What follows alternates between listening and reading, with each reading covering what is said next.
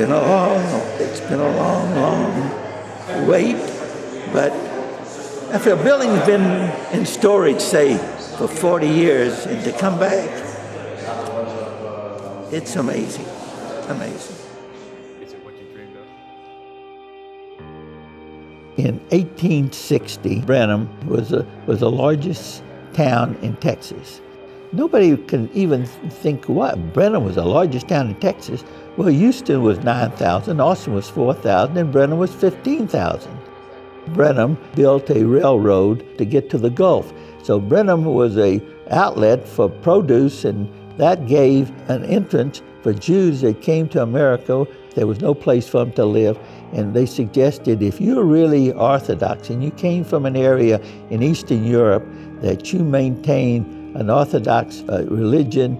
There was a little town in Texas called Brenham, Texas. It's Little Jerusalem, they used to call it. Most of them were Orthodox, but they weren't as Orthodox as the Jews that came to Brenham, but because this one here had a shul, and they had a full-time rabbi. They had a shechet. The cheder for Brenham community at that time was in the shul, the B'nai Abraham Synagogue. Built in 1883, there was a fire in 1893, and it was repaired, and the building, the original building that is seen today was that building after the repairs.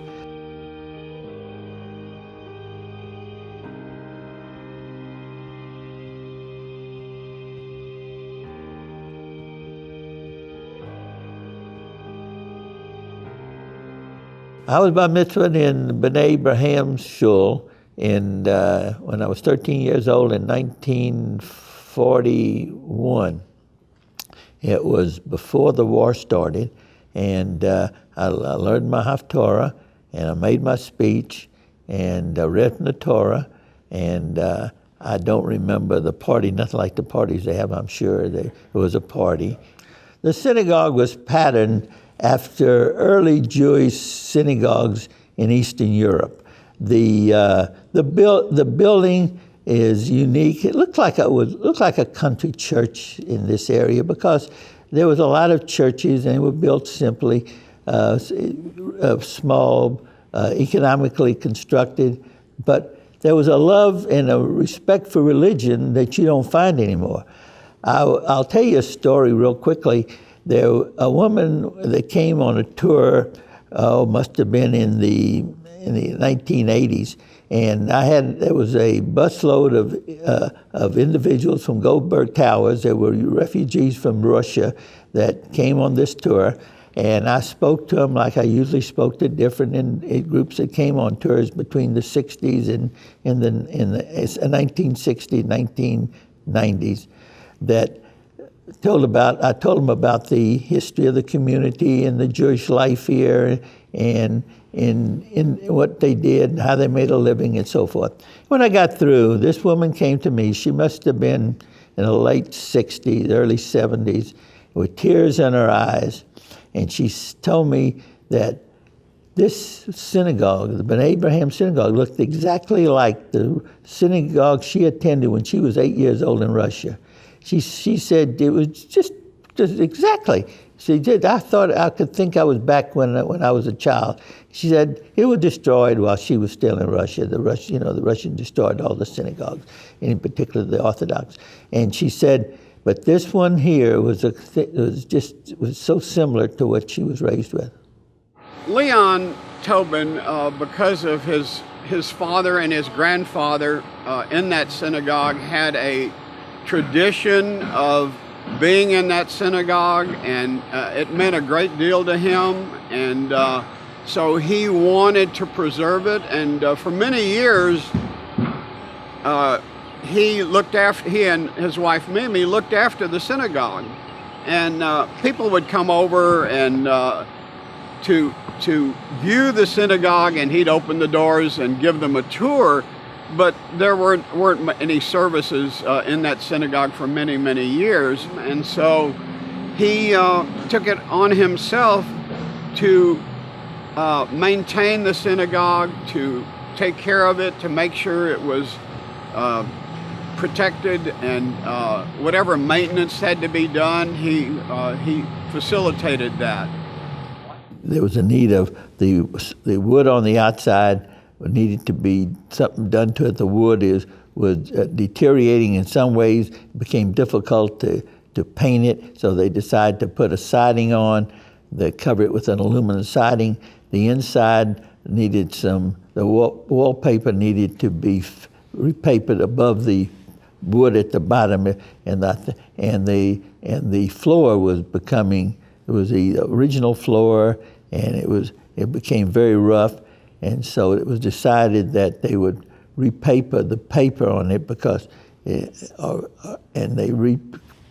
was very little paper, but they either repapered it or they repaired it some way, and then they put varnish on all the wood, and they put this parquet linoleum floor over the wood, and they took off part of the area that they weren't using. The mikveh wasn't being used, and the part of the little school, and it's kind of squared off the building, and it was $5,600, and the contractor gave a price, and he said, "Miss Tobin, who's going to pay me?" And my mother she said, "God will provide." I don't have the money. At that time, we didn't have the money to pay him. The families in Brenham was very difficult. There was that many were left at the time that were interested or were willing to have anything close to this. And she said, "Don't worry about it. God will provide." And she walked around. She showed him something else, and he followed her. And then he said, "Miss Tobin, I asked you, but who's going to pay me?" She said, "I told you God will provide." Finally, he said, "Miss Tobin, I know you're going to pay me, but I still want to know who's going to pay. Who's going to pay me?" She said, "I told you God will provide. If I will go to Houston, I will find some individuals who were formerly from Brenham, who had relations here, the parents were here. They'll help out. I'll raise the money. You'll get paid." He said, "All right, Miss Tobin, I know you. I'm going to get my money." And he went ahead and did the work, and she raised the money in Houston. And maybe she helped out. My father helped out, whoever a few in Brenham. But with when I heard this story, when I came back from service, she told this story, and it said, "God will provide," became my slogan for how is the shul going to be moved, who is going to pay for it. And when people ask me, "What are you going to do?" I would answer, "God will provide." And God did provide. We moved that shul because it needed to have a home and need to be used. And we wanted a place that was going to use it every day. And this is why it's in Austin today. If you look at the synagogue behind me, there's nothing ostentatious about it. It is what I would call soul built. It's spirit built. And what I mean by that is that all of the love and the hard work that went into creating the synagogue by its founding members back in 1893, 1892, 1893, you can sense it. You can sense it in the hand-cut wood. You can sense it in the handmade nails. These were people that built this synagogue because they loved the community. And that's what I would define as the neshama, as the soul of this synagogue. It's love, it's care, it's hard work, and it's commitment.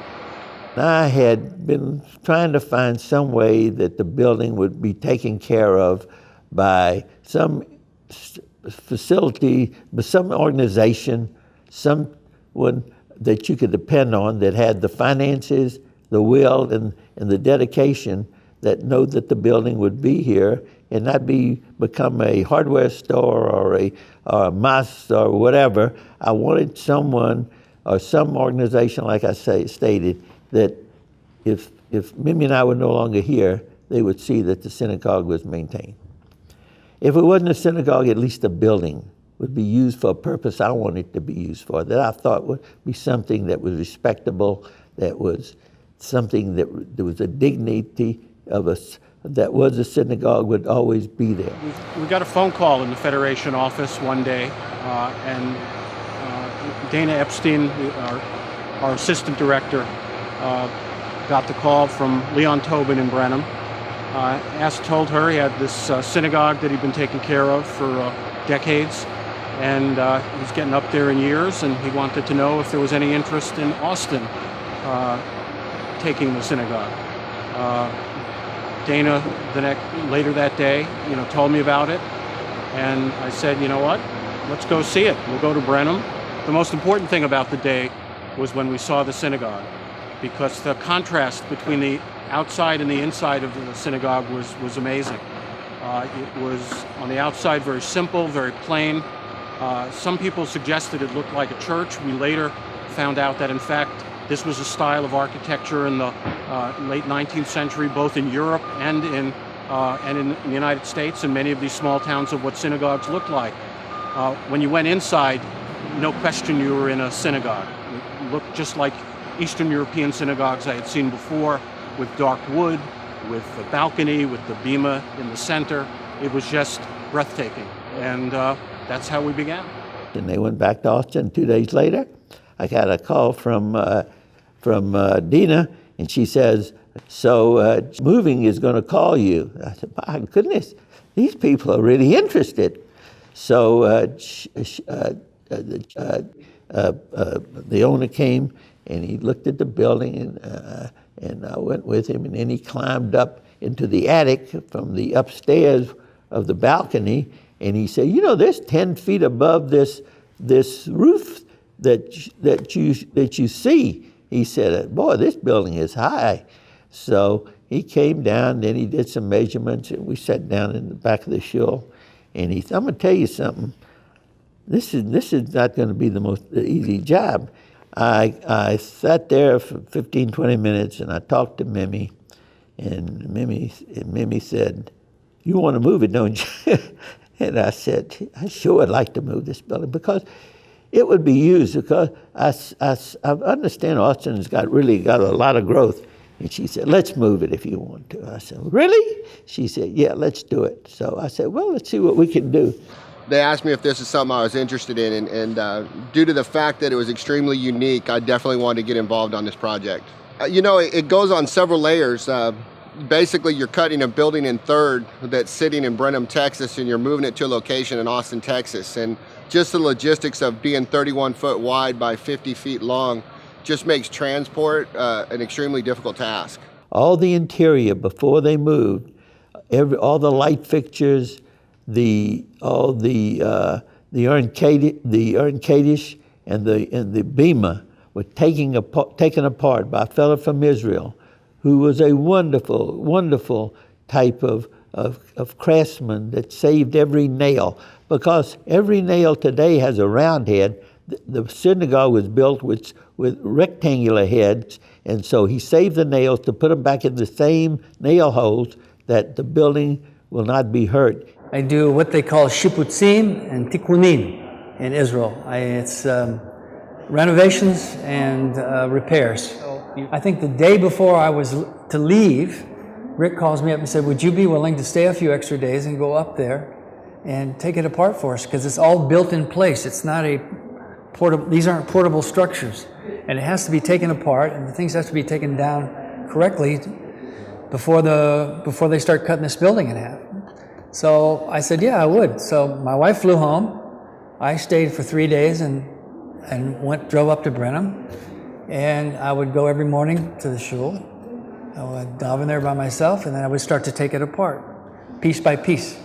And all the old wood is what they call long-leaf yellow pine, which is very, very old, and it's very valuable wood. The roof had to be cut in half. It was too tall to move it, just taking the roof off the building. So they took off one area, the top part, and then they lifted it with a crane. It weighed 17,000 pounds. And they moved it and put it right on a truck in the parking lot. Then the weather, it was raining. We hadn't had rain in 2 or 3 years, 4 years. But in January of 2015, it got cold, and then we had wind, and we had rain. And every time they tried to lift the roof off of the synagogue, the weather was bad. It was so cold, and people were saying, that synagogue does not want to leave Brenham. I have a lot of family that this means a lot to, but there is a spiritual sense when you walk in. Just to think that you're in a facility that was built 138 years ago with primitive means and methods, and for it to be so structurally sound and durable and resilient, it is quite awesome. It was almost like a museum, because they had many different little stenders, little desks that open up. But I'd open them up, I'd find old tefillin in there. We found old portraits, we found old plaques, we found A few days ago, we found an old shofar in one of the drawers out there. I don't know how old it was. I asked Leon about it. He said, I didn't even know anything about it. And it's just almost like a museum. When I took the Aron Kodesh, the bottom part was all full of old stuff. I pulled it out. I think I found the old original parochet, the curtain in there. It's way, way below. And all the American flags that we found in here are 48 stars. You know, it's like a living museum. I was happy to see they completed this movement, because it was really, it became very depressing to see what the building was going through with this weather without a roof on it. And they did the best they could. The contractor tried to protect it, but the wind was strong and kept blowing the tarps off, and the rain would come in sheets, and it was cold, and it was just a difficult time to see this building go through the wear and tear it was getting. This is the end of an era, and this whole shul of the rural Texas Jewish heritage has almost disappeared. And this is an opportunity to be a part of preserving that and almost resurrecting this building to be used again. It'll be here forever. As long as the Dell campus is here, this building will be here. And so it's been really profound for me. It's a real opportunity to be involved with a slice of Texas history, which I love. You know, certainly for this is a synagogue that Leon was fourth generation, or at least third generation. And for the last half century, when it wasn't used very often, it was used by Leon. He would go there, he would sit, he would know where everybody else sat. It was a place where it's very spiritual and where he could pray and he could be part of his family. So I think there were mixed feelings, but I think Leon, understood more. Leon and his wife Mimi understood that the future in the Jewish world, in Jewish life, was more important in a sense than the past. That it was more important to preserve this as a living synagogue and as a place of Jewish worship and Jewish learning and Jewish life cycle ceremonies. That in the end, he realized that this was the right thing to do, and Leon has been an incredible partner every step of the way. Leon and Mimi in this enormous undertaking. To tell you the truth, I have confidence in the populations of the future to show the respect and the gratitude to the people who kept Judaism alive when they came to this country and did the things that they were raised with, and they kept the traditions and the rituals that Judaism was all about. You have a gentleman named Leon Tubin who basically donated this structure. He's helping fund the project. And for me personally, to work with someone that is that dedicated and giving, and solely it's a complete selfless act where his only objective is making sure that he preserves this for future generations, creates quite a legacy for an outstanding man. I personally believe that Judaism goes through spikes and depressions, but there's always a flicker of a fire that keeps it alive. And the Orthodox religion is the one that keeps that spark going. My congregation, Congregation Tiferet Israel, is a new congregation in Austin, Texas. And I really believe that having this as our makom kavua, as our fixed space, as our permanent space, will help us grow with the community. It will help us deepen our relationships with each other and with all of the congregations that are on this beautiful campus here. And I'm really looking forward to enhancing and enriching our presence here as a modern Orthodox community in Austin. This congregation in Brenham continues because there was a spark in me from the Orthodox beginning that I lived with in my family, my grandparents, that I saw and I felt, and I still know that I wanted this building to go on. And that's why I feel that this building will always be something special in Austin, because it came with love. It's going to be there with love, and it's going to keep the Jewish faith as long as it's standing.